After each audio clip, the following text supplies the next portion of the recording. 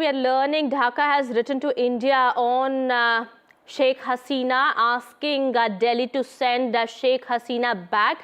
Well, remember, Sheikh Hasina has been in exile since August, and she had fled Bangladesh and came to New Delhi after the revolt took place in Bangladesh. My colleague Vishnu Shom joins us on the broadcast. All right, we'll be getting more details in just a bit. Meanwhile, that's the latest that's coming in. At the moment, we're learning Bangladesh has sent a diplomatic note to India to send back Sheikh Hasina. Sheikh Hasina has been living in exile in India since August, when she had fled Bangladesh amid the intensifying protests there. And she's been living in exile in India since August 5th. And what we are also learning is that Dhaka-based International Crimes Tribunal has also issued arrest warrant for Hasina and several former cabinet ministers. They've accused them of genocide as well as crimes against humanity. Well, that's the big breaking news that we're learning of at the moment. A diplomatic note now has been sent to New Delhi. My colleague Vishnu Shom joins us on the broadcast here. Vishnu, what more details do we have? Well, very few details at this stage. I would anticipate a statement from New Delhi, perhaps today at some stage. We'll have to wait and see if that happens. But I am led to believe at this stage that a note verbal, which is a diplomatic note, has been sent by the government of Bangladesh, the interim government, to New Delhi. The External Affairs Ministry would be looking at this very closely.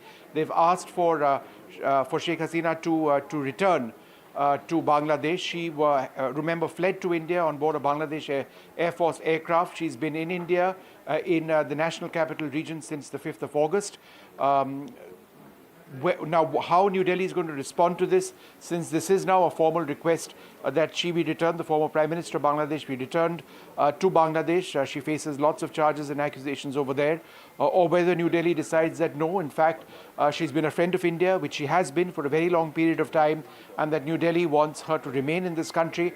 That's something that we'll have to see. So it's going to be a tricky, tight walk for New Delhi at this particular stage. On the one hand, we want the relations with Bangladesh to improve. Remember, the Foreign Secretary was there recently, where India urged Bangladesh to look after the requirements and the safety of minorities in the country, to step up the relationship with New Delhi, to find some sort of an equilibrium in the relationship. So all that is very well, but now, with the note verbal having been sent by Dhaka to New Delhi, saying that Sheikh Hasina, who fled over here, needs to go back, we have to wait and see what New Delhi says. It is a tricky, tight walk. But yes, it's a formal note now that has been sent to New Delhi, asking for Hasina to be sent back. What does the law say here?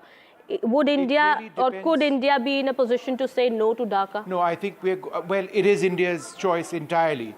And I think it's a great question. What does the law say in this situation? It really depends on New Delhi's interpretation on the allegations and the accusations against Sheikh Hasina. There are several which are there from Bangladesh. This would need to be looked at diplomatically over here.